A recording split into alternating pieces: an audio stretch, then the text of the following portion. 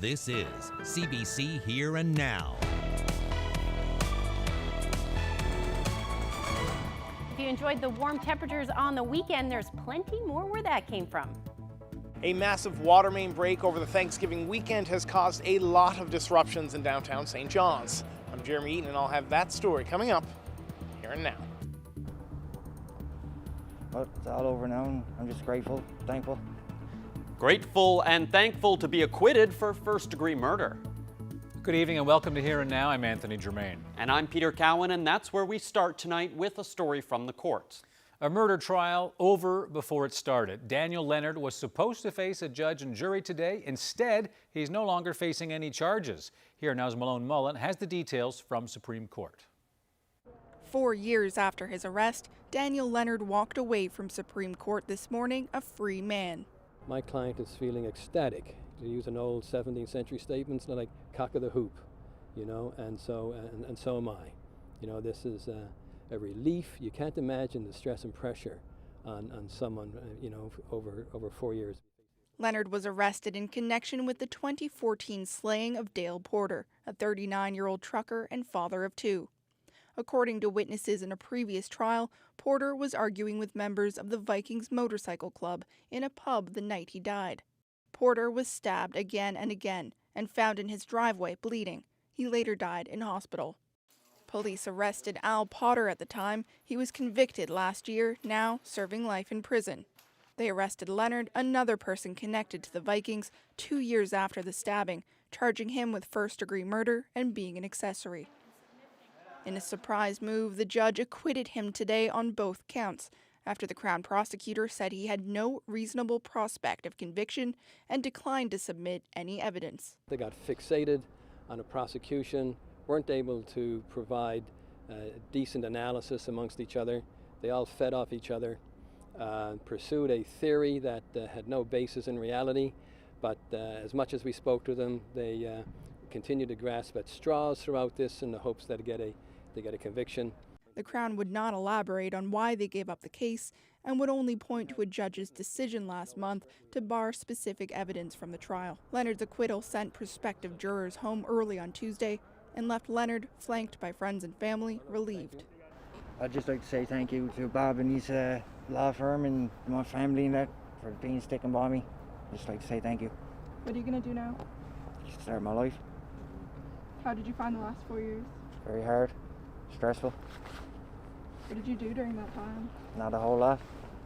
A lot of home time, downtime. But it's all over now, and I'm just grateful, thankful. Have you spoken to the family of Dale? No. Is there anything you would want to say to them? Malone Mullen, CBC News, St. John's. Well, a milestone for mental health in Labrador, a $5 million contract has been awarded for a new facility in Happy Valley Goose Bay. Here Now's Garrett Berry has more. The contract is signed, the sod has been turned. Next stop, construction. I'm happy to finally see this day. A 6-bed mental health facility on the hospital grounds. First recommended in 2017 and expected to open in 2022. What I would envision is that patients and families would be able to be a part of treatment together, that we would be able to provide culturally appropriate care that meets the needs of individuals, particularly our Indigenous populations.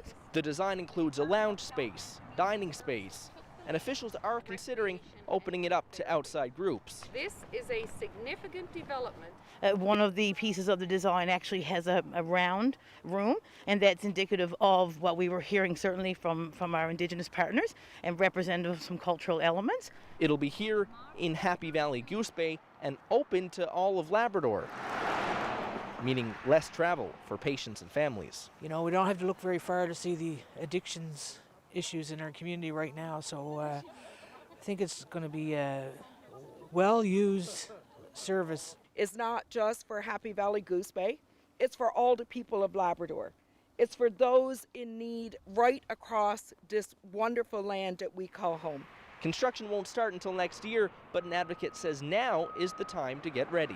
Well, in the next couple of years, they need to start recruiting and training some staff, or bringing up some experienced staff to deal with some of the complex issues that people deal with in our community. And yeah, I mean, you need to start that ball rolling now and get people up here and recruit them long before the structure actually opens in 2022.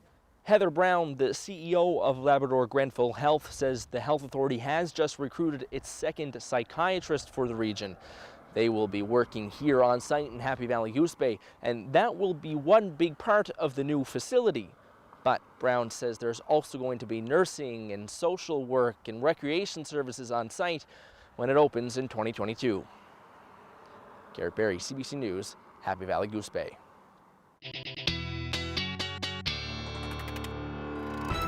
A frosty start to the morning for most of the province today. Take a look at the temperatures. This is where you sat as you headed out the door this morning. 1 degree in St. John's, -5 in Badger, 0 in Happy Valley Goose Bay. But temperatures climbed beautifully this afternoon under those sunny skies, nice and warm.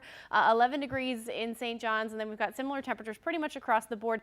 Down along the south coast, though, just a little bit cooler, even reaching a high near 12 degrees in Happy Valley Goose Bay. And again, because of that ridge of high pressure, that's going to slide south as we head through the day tomorrow, and then an incoming area of low pressure is going to bring some rain with it, which will be heavy at times as we head through the day Wednesday and even into Thursday for parts. So Environment Canada has issued a special weather statement for Burgeo. You're looking at potentially 50+ millimeters of rain, and then we've got that wreck house wind warning in effect as well.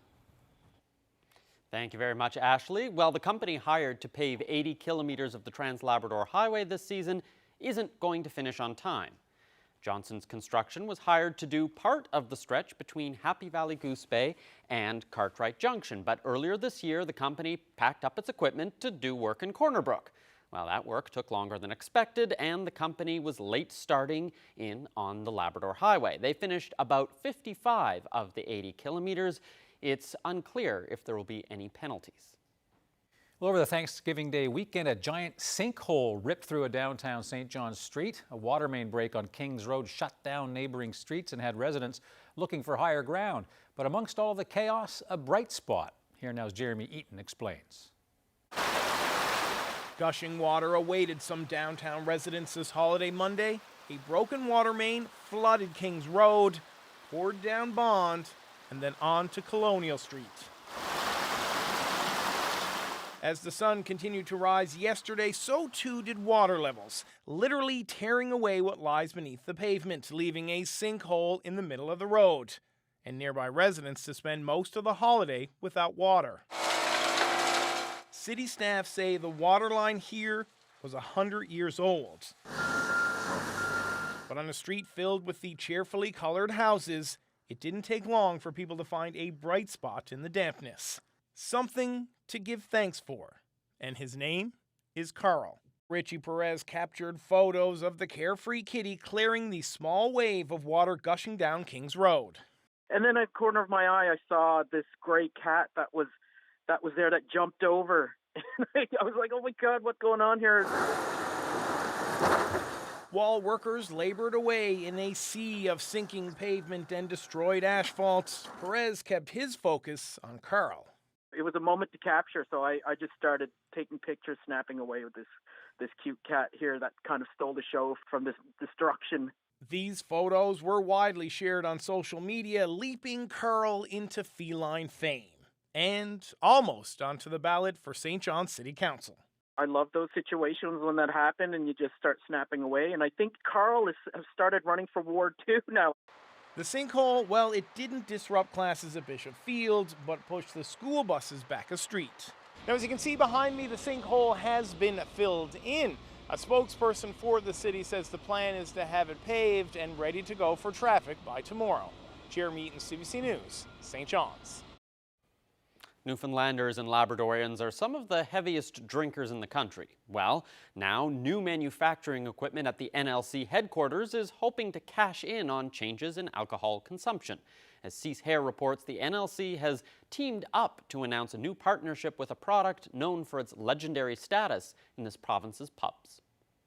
The NLC has partnerships to make products like Crystal Head Vodka, Golden Wedding, Iceberg products, and Newfoundland Distilleries Gin, Rum, and Vodka. The NLC also has its own brands, Screech, Old Sam, London Dock, to name a few.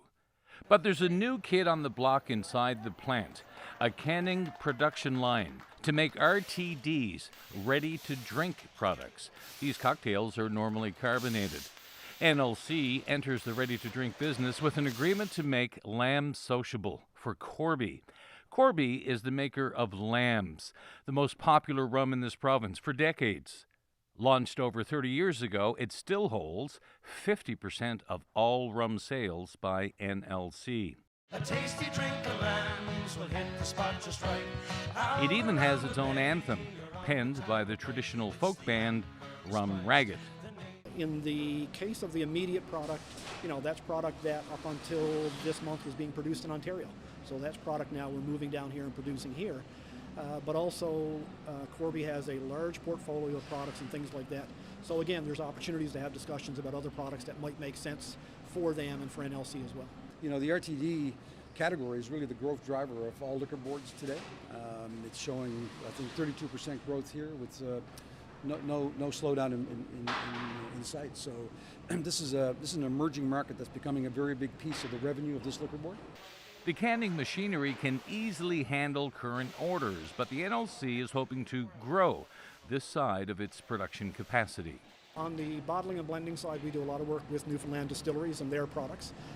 And we have reached out earlier, even in May, knowing this was coming online, and reaching out to the craft brewers and things like that to understand how we might be able to use this line in order to support them and also support what we want to do at NLC.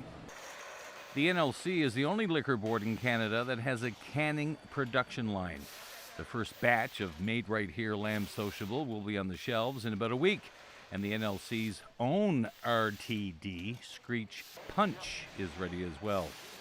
Cease here, CBC News, St. John's. Well, if liquor isn't your thing, how about beer? The province is giving a tax break to the craft beer industry. They'll now have to pay less money to the NLC on every bottle, can, or pint. It will give the 19 craft brewers a total of about $1 million in extra revenue. Brewers here say the taxes they were paying were some of the highest in the country. The province says it expects this move to create jobs, but can't say how many. We're close to record deficits here. How do you justify giving a tax break to the alcohol industry?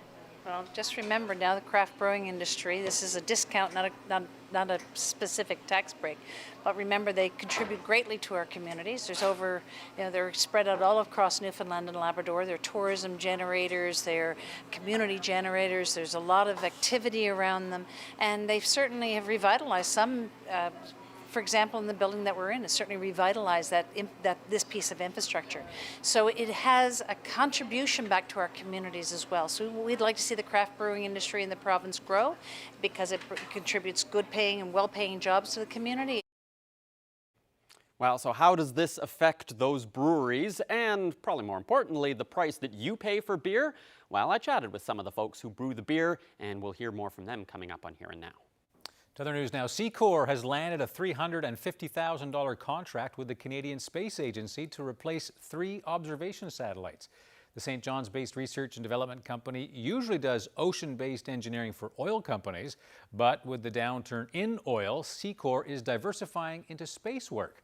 The company says there's also a second phase to the work, which could be worth $1 million. Going to stick with outer space, however, the Canadian Mint is immortalizing a piece of this province's paranormal history. In October of 1978, the people of Random Island reported a brightly lit object hovering in the sky above the harbor. RCMP and residents watched the object for an hour before it rose up into the sky and vanished. The Canadian Mint commissioned Fogo-based artist Adam Young to design a coin reflecting that night. That coin, by the way, even glows in the dark like it would. Young said after the coin's release, the police officer who was on duty that famous night got in touch with him.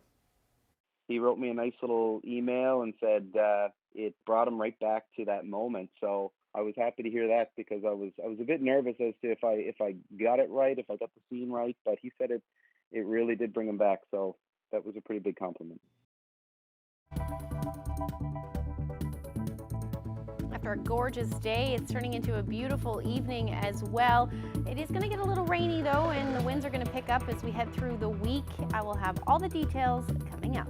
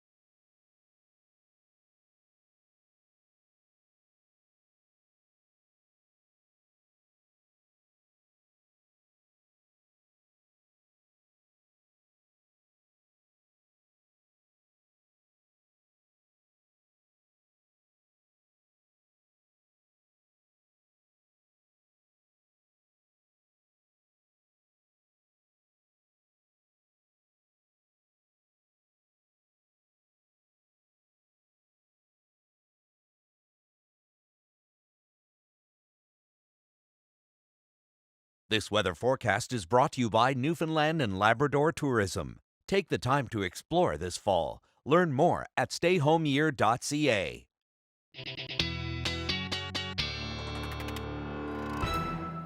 Welcome back to Here and Now, and if you're not a meteorologist or are friends with a meteorologist, you may not realize that today is a very special day. Ashley, what day is it? It's like Christmas morning. No, Well, we are getting something new. We are, that's true. It is the day that the Holyrood radar finally went live today. How exciting is that? Very exciting? You tell us. How exciting is that? Well, it's exciting now because we're no longer blind, which is lovely, so we can see what's happening. But obviously today didn't need the radar. Yeah, it was not working hard to figure out the blue skies over most of eastern Newfoundland. Yeah, and the temperatures too, quite mild. Let's take a look at where we're sitting right now. 9 degrees here in St. John's, 11 in Bonavista, and then still beautiful 12 degrees for both Happy Valley, Goose Bay, and Corner Brook right now. Now, there's that area of high pressure that I was talking talking about not a whole lot of cloud cover at all across the province, but we are starting to see that next system move in, and that is going to bring some rain with it. This will move in as we head through the day tomorrow. So overnight tonight, nothing but clear skies. Again, might see some fog patches developing along the southern portion of the island. And then as we head into the morning, after midnight rather, we'll see the potential for some rain or snow as that system moves in for Labrador. Temperatures for you will be hovering quite chilly, so that's why you'll see that risk of that. But it will change over to rain right as you head into the first half of the morning tomorrow. Overall, we're looking at light winds and clear skies. Temperatures in the single digits, dipping into the single digits, and in those lower lying areas, more than likely below zero. So we'll probably see some frost again tomorrow morning. Might have to scrape the windows. 7 degrees in Port aux Basques overnight tonight, and those winds for the coastal areas of Labrador will be sitting somewhere between 20 to 40 kilometers per hour. And again, in those single-digit temperatures.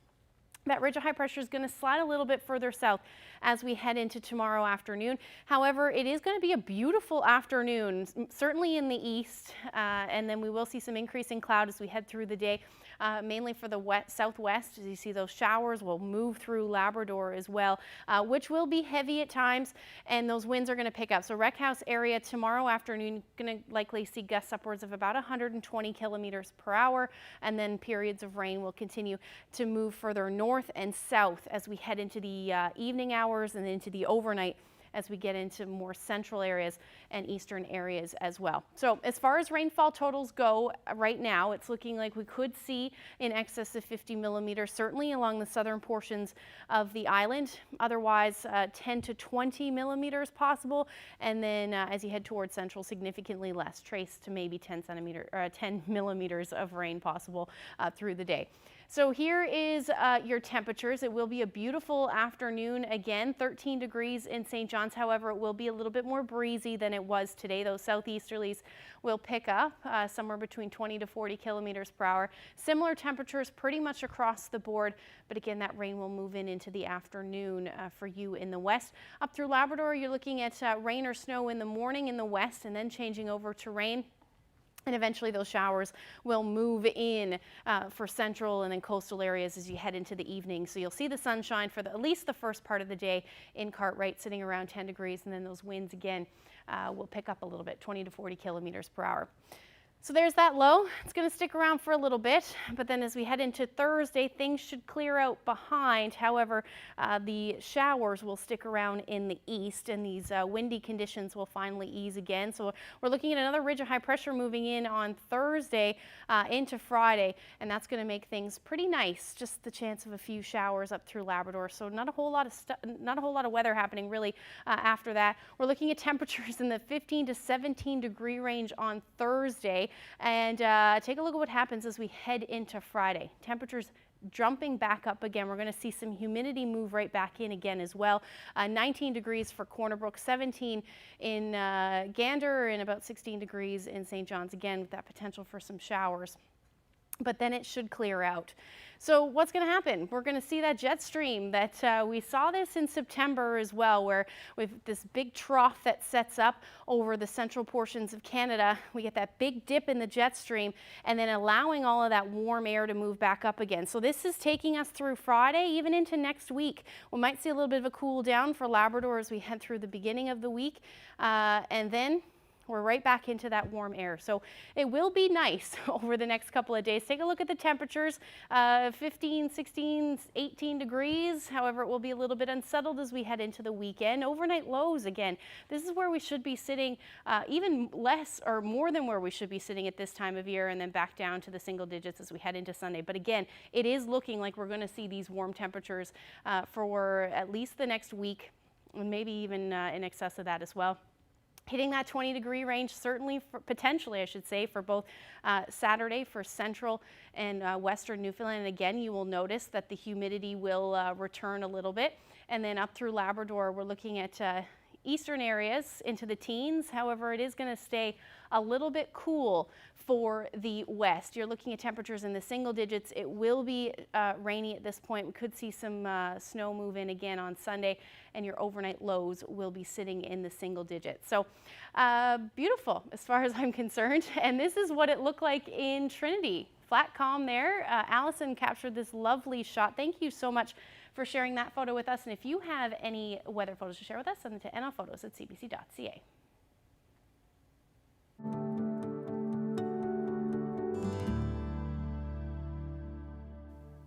Well, since COVID, there have been some big changes in our little corner of the world, and Here and Now is going to explore these changes in a series that we're calling Our New Normal. And tonight we head down to the LSPU Hall, where a whole season's worth of shows had to be scrapped. And for the people behind making the plays, it was a heartbreaking loss, but now those people are imagining how to bring art and audiences back. Basically, the hall for the past 3 to 4 years has been booked over 300 nights a year. Some people planning shows for, a year or maybe even 2 years. I think that this space is essential as a gathering place. I've been coming here since I was a teenager, and I'm very passionate about this organization and its place in the artistic community of the province, and I know I'm not alone. I think it was the second week of March. That day we were in the middle of trying to mount our own fundraiser, and then an emergency board meeting was called. Some people were sort of saying, okay, well, maybe we just cut capacity for the shows that are coming up in March. But it quickly became clear that the majority of the board members were like, no, we have to close the building because it's our social responsibility to do so. We had a full season slated, and the heartbreak around having to tell the team that we would have to press pause. Yeah, it's like it is a kind of grief. They were heartbreaking conversations. And on my part as well, disbelief that I would have to make these calls, like that. And that's something I never would have imagined in my 10 years here. Never would have imagined. You should appreciate then now you see the work that goes. It hurt me a lot, and I worried a lot. I worried a lot about how we were going to adapt and what the future would hold, and when were we going to get back, and how were we going to learn on the other side of the curve how to make the stories again, to make the plays, to create theater. But of course, this community never fails to innovate and inspire. So right now, as we're talking, we are installing a live performance outside of the LSPU Hall. So if we can't sit in these seats, we're going to bring you a live experience outside. So this is an installation of a production called Red Phone. It's a bunch of short, kind of bite-sized, less than 10-minute conversations written by playwrights and writers from across the country. So it's our first virtual touring project. I feel like this is another way that we can be kind of out in front of the new normal and, adapt our practice to suit the times. What we're trying to do in the fall is make sure that we are ready to open to the public in a safe manner. It really plays on my mind to make sure that I'm going to be offering people a safe environment to come back to live theater, because in the end, that's what we do here, right? It's about live performance. And we have to be able to live in a world with this virus or another virus or whatever comes our way. We're the kind of creative people that can deal with it. So that's what we're going to do.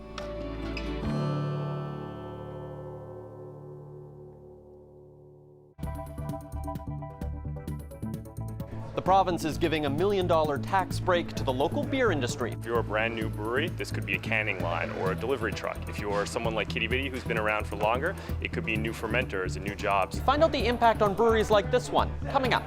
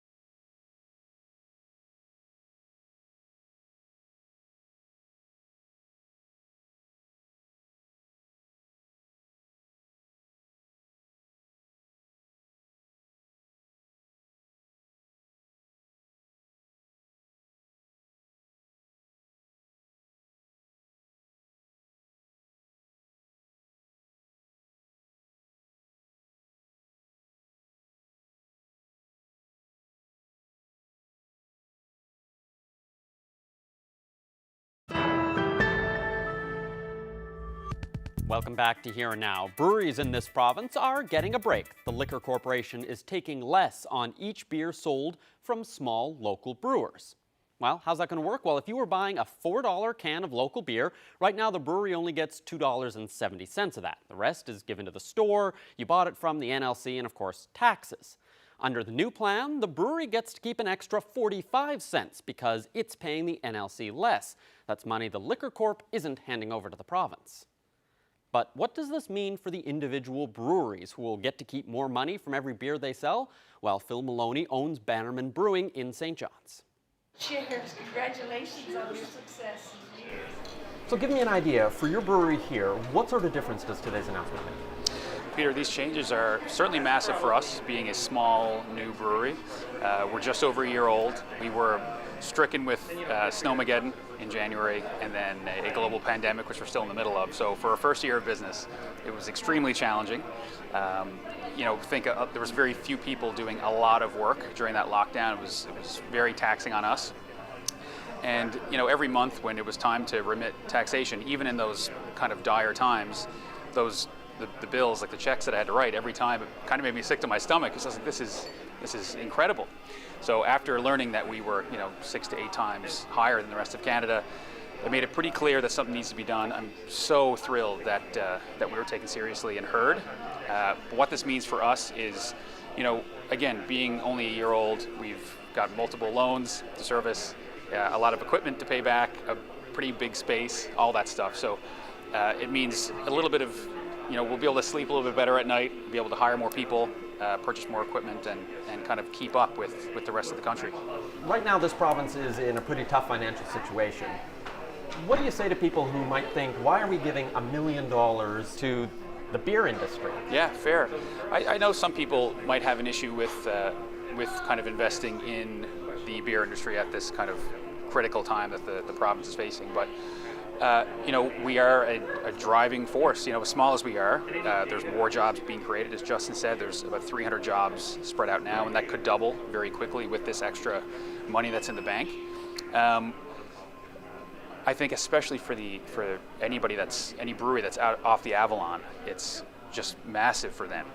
We have the beauty of just being able to send beer around town in kegs or cans or what have you, but for the smaller breweries outside the Avalon, it's tough. So I think it's going to really help them out and hopefully revitalize some of those smaller communities. One of the things they talked about today was the fact that the market share for craft breweries is only about 3% in this province. It's a lot bigger in the rest of Canada. Why do you think that is? I feel like Newfoundland is typically 10 years behind the rest of the country, maybe 15, 20 years behind the rest of North America. We're getting there. I think we're going to get there eventually. Like I'm often asked, how do we feel about new breweries opening up and the competition that might create? And I think that couldn't be further from the truth. I feel like there's still quite a ceiling left to hit in terms of market segments. Like the big guys are still selling way more beer than we are. So I think we're going to get there. I think as we see that pie grow, it's going to benefit all of us. Thank you very much for joining me and telling me all about it. Thanks for having us. So could lower fees for brewers lead to lower prices for beer? Well, Justin Fong owns Kitty Vitty Brewery, and he also heads the Craft Brewers Association. And I'm asked him whether it will lower the price of local beer to the levels that we see from other provinces like Ontario. The times you're seeing beers listed there that are from some of the bigger craft breweries. So when you're looking at a Kitty Vitty, we would be bigger in Newfoundland, or if you're in Ontario, some of their bigger breweries, you're seeing those beers on the shelves of LCBOs or NLCs. But when you're looking at some of the smaller producers, most of their beer is sold through their tap rooms or through their retail shops, and they're sold at a higher amount because they're producing at a premium, they're doing a lot less volume, a lot more effort and manual labor goes into it. So kind of the bigger your brewery gets, the price tends to come down a bit. The smaller the production, usually the higher the price of the beer. Well, to a national business story now. Porter Airlines has once again pushed back its date to resume operations. That means its flights will stay grounded until at least December the 15th. The Toronto-based airline stopped flying in late March amid travel restrictions and other public health measures meant to curb the outbreaks of COVID-19. The company has pushed back its relaunch date several times. Its president and CEO says outbreaks in some markets have dampened expectations to restart next month. And he says the hope is that new measures such as rapid testing and investing in health and safety will help ease travel restrictions. The airline is waiving its change and cancellation fees on all bookings through December 15th.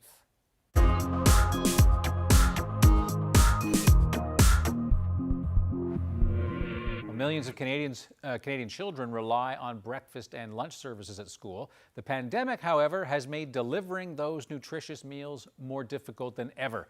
And one study concludes that the number of children going to school hungry has now doubled. Deanna Sumanak-Johnson looks at efforts to change that. In this Toronto Catholic school, every kid gets a healthy snack, whether their family requested it or not. We don't have to worry about packing our snacks. And it also reminds us of eating healthy. If they're not fed and they're hungry, they're not going to be learning. Boys and girls, if you need help opening, stay at your seat, okay? But it's something that doesn't happen everywhere, as Canada doesn't have a universal school food program. COVID has shown us that school food is actually an essential service, and I might not have said that a year ago. According to the Breakfast Club of Canada, due to COVID-19, the number of children going to class on an empty stomach has increased from over 1 million to now over 2 million. The problem became particularly obvious in the spring when schools shutting down cut kids off from their access to meals. I was starting to really worry about the kids. In Iqaluit, when schools shut down, Jason Rochon and a group of volunteers took bagged breakfasts to the families instead.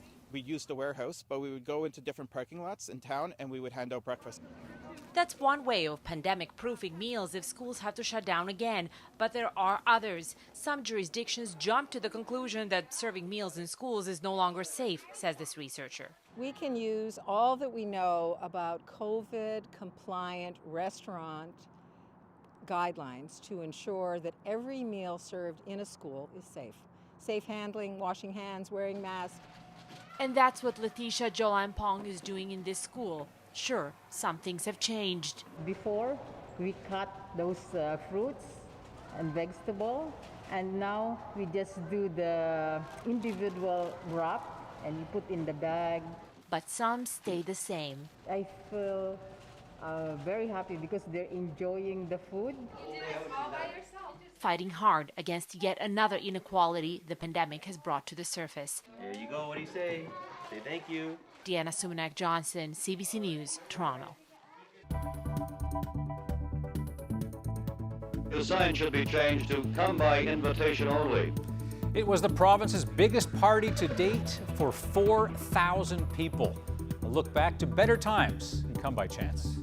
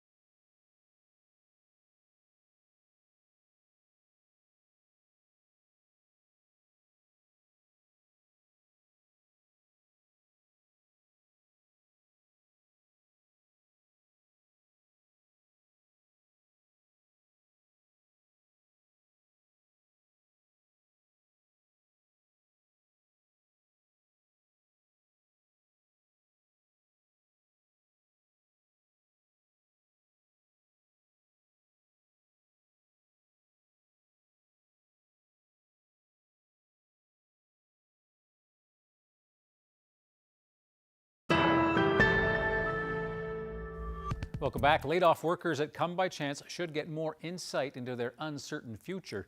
The union is hosting a series of information sessions this week in Arnold's Cove after a deal to sell the refinery collapsed. 500 jobs are in jeopardy, and we're going to have more on that on Here and Now tomorrow.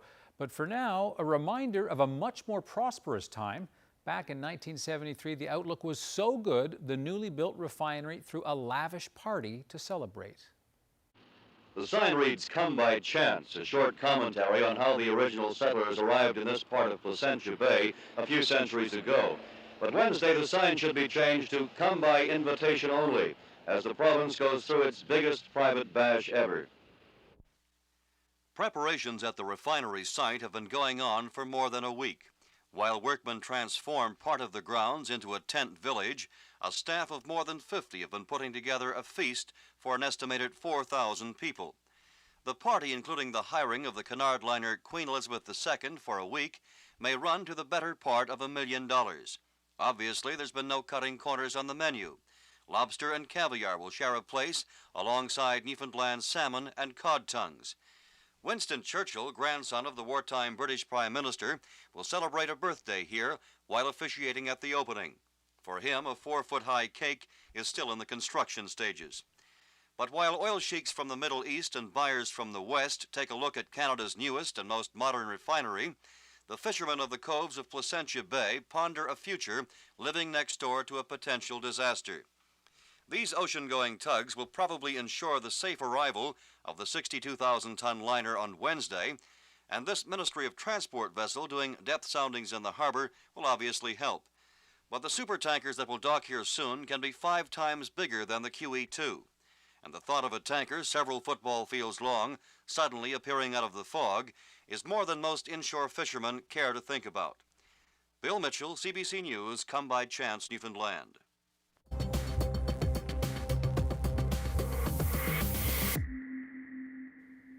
A lot of people have been keeping their eye on New Brunswick, where masks are now mandatory in public spaces, both inside and out in parts of the province. Today, their chief medical officer reminded people why she implemented the new measures. People move around and the virus will move with them.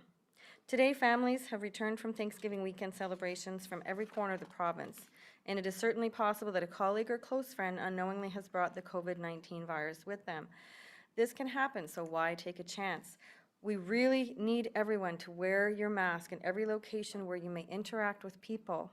This rule applies to all indoor spaces and regions in the yellow phase of recovery and to all indoor and outdoor spaces of zones 1 and 5, which are in the orange phase. And remember that wearing a mask is the most effective when done with the other measures. It's a layered approach. Meanwhile, New Brunswick's education minister says there's been a possible exposure to COVID at several schools. Today, he's cautioning people not to believe and share misinformation being spread online. Over the weekend, public health officials said 4 schools are connected to an outbreak in the northern part of that province. We've seen across Canada and around the world that COVID-19 in a classroom setting hasn't necessarily spread in the classroom. It's spread in other facilities, in break rooms, moments outside class. So I urge every adult in our school system to take every precaution possible, not just to protect your school and the kids that you love, but also to protect your families and the community in your province around you. And the best way to do that is to follow the advice of public health. Wear a mask at all times. Well, today, the top doctor in Canada thanked people who practiced safe health measures over the Thanksgiving weekend. And now, Dr. Theresa Tam is turning her attention to Halloween. The Chief Medical Officer of Health in this province has already said trick-or-treating can be done safely, but today, Dr. Tam provided a national perspective. So I think trick-or-treating outside with the right distancing, pre-packaging your treats so that people are not rummaging in a bowl of their bonbon candies is actually important. Having hand sanitizers for your kids, wearing a mask, and sometimes you can actually use different fabrics to turn it into part of your costume. But there's some really interesting ideas where people are handing out, treats at the end of a hockey stick or something, using a pool noodle to tell your kids how far they should be standing apart from each other. So there are ways to actually manage this.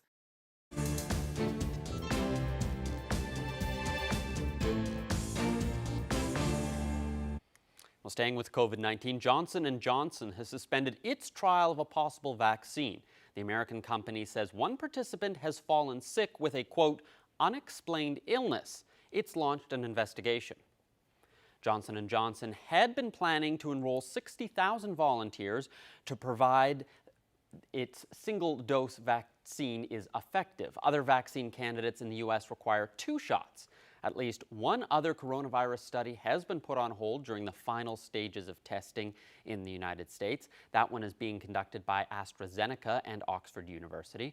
Temporary stoppages are common in large medical studies. Well, staying with the United States, it's the second of the 4 days in the confirmation hearing for Donald Trump's U.S. Supreme Court nominee. And despite repeated attempts by the Democrats, Amy Coney Barrett spent most of the day sidestepping questions on a range of contentious topics. Ellen Morrow has the details. Amy Coney Barrett's Supreme Court confirmation hearings entered a new phase today, with Democrats and Republican senators questioning her at the Senate Judiciary Committee throughout the day. Now, Democrats really focused on social issues in their questioning. Coney Barrett is a social conservative, so Democrats asked her about her position on things like abortion, same-sex marriage, for example. They also asked her about her stance on the Affordable Care Act, or Obamacare, with the Supreme Court set to hear a case that could gut Obamacare on November 10th, just a week after the election. On each of those questions and issues, Amy Coney Barrett said that she would not let her own personal beliefs or views influence her rulings as a Supreme Court justice. Judges can't just wake up one day and say, I have an agenda, I like guns, I hate guns, I like abortion, I hate abortion, and walk in like a royal queen and impose, their will on the world. Coney Barrett said it would be a betrayal of her duty as a judge if she let her personal opinions influence her decisions. Democrats also asked her whether she would recuse herself from any decisions involving election results. Coney Barrett is a nominee from President Trump, and President Trump has said that he thinks the election results will wind their way to the Supreme Court. Coney Barrett would not say whether she would recuse herself. I have had no conversation with the president or any of his staff on how I might rule in that case. It would be a gross violation of judicial independence for me to make any such commitment or for me to be asked about that case and how I would rule. Republicans spent the day arguing that Amy Coney Barrett is highly qualified for this position, and they have the votes to confirm her by themselves. They don't need Democratic support, and there's nothing the Democrats can do to block this confirmation. It's expected to happen before Election Day, and it will give the Supreme Court a conservative supermajority. Ellen Morrow, CBC News, Washington. Well, in Canadian politics, the Conservatives want Parliament to create a new anti-corruption committee to investigate the We Charity matter. They say it could pick up the work done by the Ethics and Finance Committees before the Liberals shut down Parliament this summer. Prime Minister Justin Trudeau was asked about this matter this morning, and he said the government is focused on COVID-19. The Conservatives continue to want to focus on We Charity. So be it. I appeared at committee myself months ago. We released thousands of pages of documents. We've been open and transparent on these questions. But if the Conservatives continue to want to focus on that, they certainly can. We will stay focused on Canadians while we let committees do their work independently. Now, the government had chosen the We Charity to administer a student grant program, but the plan was abandoned because of the charity connections to the families of Trudeau and Bill Morneau, the recently departed finance minister.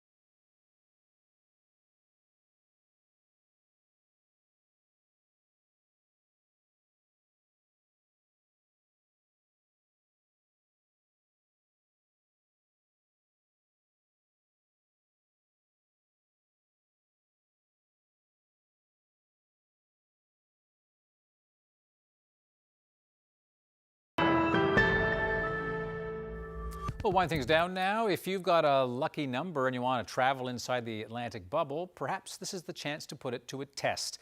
The owner of a former nuclear bunker in Nova Scotia is inviting people to help crack the facility's underground safe.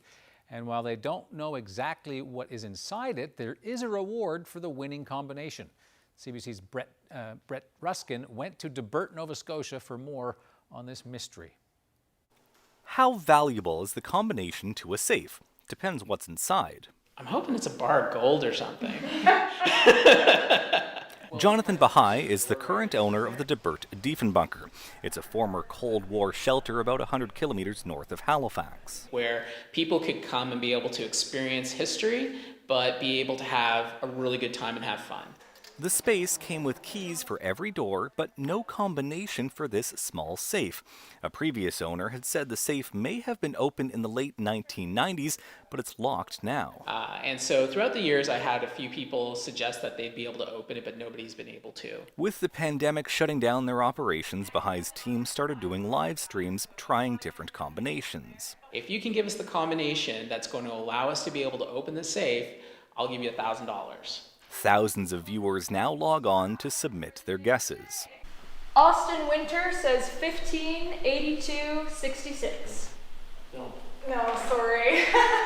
They've so far tried about 400 different combinations. The safe needs 3 numbers, each from 0 to 99. That's 1 million possible sequences. They haven't even scratched the surface, so they asked if I'd like to try one. Let's do my birthday. Okay, you can do your birthday for sure, yeah. And you want to go past 18 twice and land on it the 3rd time. This is it. Try it. No. All this with the possibility that it's actually empty. I suppose there's a chance, but odds are, why would you lock a safe that's going to be that's empty? It's just another way people are finding ways to work together virtually, even if the chance of success is literally 1 in a million. Brett Ruskin, CBC News, DeBert, Nova Scotia. Well, from one relic to another, some people are charmed by typewriters from the pre-computer age, but this 65-year-old Egyptian repair shop has a passion for and an extensive collection of pre-mobile era telephones. That telephone, Charlie Chaplin. Well, that is Charlie Chaplin's phone. Hussein Al-Turki says not nearly as old as his 1898 wind-up wooden box home phone. At his market stall, he keeps many more treasures, including some groovier modern models. Al-Turki buys vintage pieces at auction, and using techniques learned from his father and grandfather, he restores them. Those he is most attached to will eventually pass to his son, who helps at the shop.